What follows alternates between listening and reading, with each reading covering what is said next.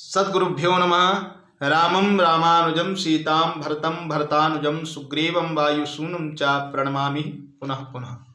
आप सभी बंधुओं को होलिकोत्सव पर्व की अनंत शुभकामनाएं। आपके जीवन में निरंतर हर्षोल्लास बना रहे, आप हमेशा वृद्धि की तरफ बढ़ें, ऐसी कामना है राघवेंद्र सरकार से। आइए बंधुओं, एक विषय बड़ा ही मन में व्यथित कर रहा है, वो है होलिकाग्नि को लेकर कि महाराज होलिका दहन कब किया जाए। इस स्थिति को देखते हुए काशी, बनारस, वृंदावन के महान विद्वानों के द्वारा जो निष्कर्ष आया है वही मैं आपके बीच में प्रस्तुत करना चाहूँगा। मैं अविलंब इस कार्य को आपके बीच में रखूं। आप सभी लोग हमारे साथ जुड़ जाएं और हमारे इस चैनल को आगे तक प्रोत्साहन दें और लाइक शेयर करना ना भूलें और लोगों को अधिक से अधिक प्रेषित करें, क्योंकि यह जानकारी बहुत महत्वपूर्ण है। इस जानकारी से जो भी चूक गया तो समझ लीजिए उसके जीवन में बहुत बड़ा दुख भी आ सकता है। कुछ लोग कह रहे हैं कि महाराज मंगलवार को है, कुछ लोग कहते हैं कि प्रतिपदा की तिथियों में होलिकाग्नि नहीं प्रज्वलित करनी चाहिए, होलिका दहन करना निषेध है। हाँ बिल्कुल बंधुओं, मंगलवार को होलिका दहन करना बिल्कुल निषेध है। प्रतिपदा तिथि में भी होलिका दहन नहीं करना चाहिए। इन स्थितियों को देखते हुए मैं जो एक निष्कर्ष लाया हूं वह आपके बीच में प्रस्तुत करना चाहता हूं। जो विद्वानों के द्वारा कहा गया है, मेरे द्वारा कोई भी बनाई हुई बात नहीं है, जो भी है शास्त्रोक्त है। यदि आपके मन मस्तिष्क में नहीं समझ में आ रही हो तो आप हमसे कॉल कर सकते हैं, बातचीत कर सकते हैं। हमारा नंबर है 82 79 46 31 70। आइए हम जानते हैं कि कब मनाएं, कब उत्तम है। आज बंधुओं दिन सोमवार है, 6 मार्च है। 6 मार्च की रात्रि में जो शुभ मुहूर्त दिया है 12:18 से रात्रि 1:30 के मध्य। देखिए हमारे यहाँ जो दिन है वो सूर्योदय के बाद बदलता है। जैसे हम विवाह कार्य भी कराते हैं, मान लीजिए आज सोमवार है, किसी का विवाह हुआ, मान के चलते हैं, ठीक है ना। वैसे होलिकाष्टक है, कोई मुहूर्त नहीं है, पर हम आपको एक उदाहरण के रूप में बता रहे हैं। आज किसी का विवाह है और आपने कहा महाराज फेरे जो हैं शुभ मुहूर्त में पड़ने चाहिए, उससे पूर्व जो संकल्प होगा, जबकि देखा जाए अंग्रेजी कैलेंडर के अनुसार 12 बजे के बाद दिन बदल जाएगा, मंगलवार हो जाएगा।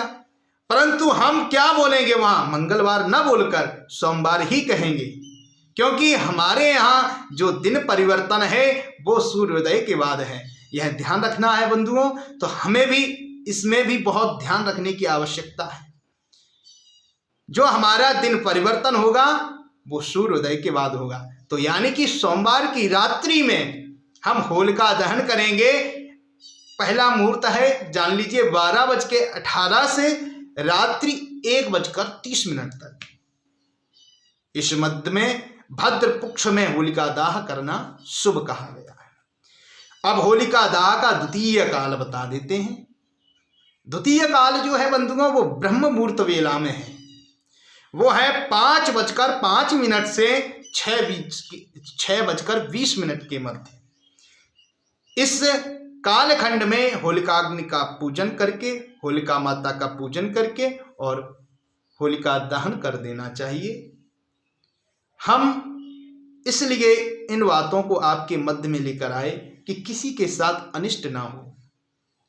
ऐसा प्रमाण भी है कि जो इन स्थिति में जो अभी मैंने आपको बताया, सोमवार की रात्रि में ना कर मंगलवार को और बुधवार के स्थिति में जो जाएंगे, जिनके मन में ऐसे विचार हैं, मैं उनसे निवेदन करना चाहूँगा हाथ जोड़कर।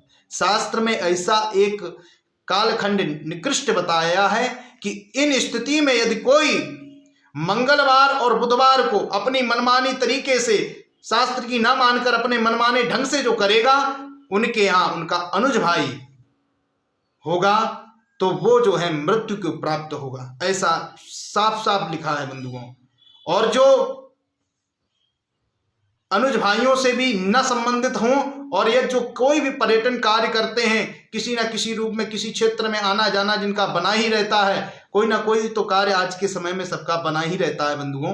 तो उन स्थितियों में ये कहा है कि आपकी दुर्घटना भी हो सकती है, तो उस दुर्घटना के आप स्वयं जिम्मेदार होंगे। मैं इन चीज़ों से आपको पहले ही अवगाह कर रहा हूं कि आप इन स्थितियों को ना प्राप्त करें, शास्त्र की बात को ही मानें, यही सबसे श्रेष्ठ कर है।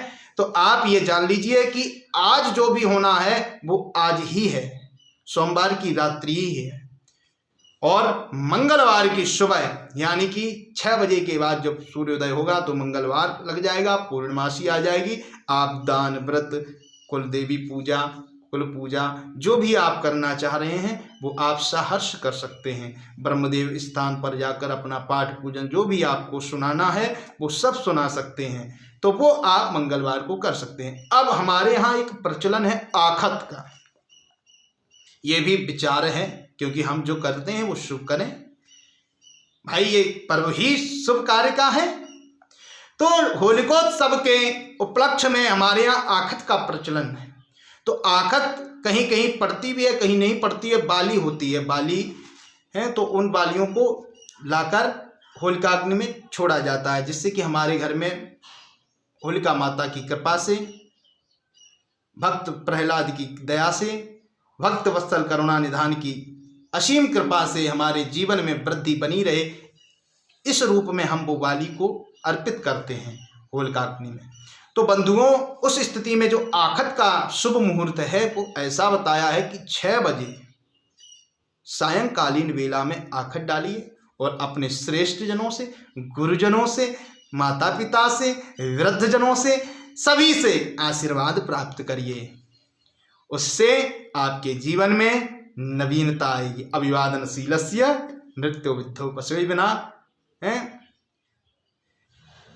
और हमारे क्या क्या बढ़ते हैं, किसी का अभिवादन करने से आयुर्विद्या यशो बलम, हमारे जीवन में आयु, विद्या, यश और बल, यह 4 चीज़ें किसी को प्रणाम करने से प्राप्त हो जाती हैं। तो हमारे यहाँ ये प्रचलन है, जब भी कोई धार्मिक आयोजन होता है या कोई राष्ट्रीय पर्व होता है तो हम अपने वयोवृद्धों को नमन करते हैं, प्रणाम करते हैं और उनसे यही शुभकामनाएं करते हैं कि हमारे जीवन में नित्य नवीनता आती रहे, आपकी दया दृष्टि से वृद्धि होती रहे। ऐसी कामना के साथ हम सभी लोग जुड़ेंगे और इस होली के पर्व को उत्साह के साथ बुधवार के दिन सहर्ष कई एक स्थानों पर ये मनाया जाएगा। हम सभी लोग भी सहर्ष इसको मनाएंगे और आप हमारे साथ जुड़े। आप सभी को बहुत बहुत धन्यवाद। और मैं चाहूँगा, पुनः आपसे निवेदन करता हूँ कि आप हमारे इस चैनल को प्रोत्साहन दें, उत्साह दें और अधिक से अधिक लोगों तक शेयर करें, बढ़ाएं और यह जानकारी से कोई अछूता ना रह जाए, ऐसी मैं आप सभी लोगों से आशा करता हूं कि आप सभी लोग हमारे इस चैनल को आगे जरूर बढ़ाएंगे। जय श्री कृष्ण, जय श्री राधे।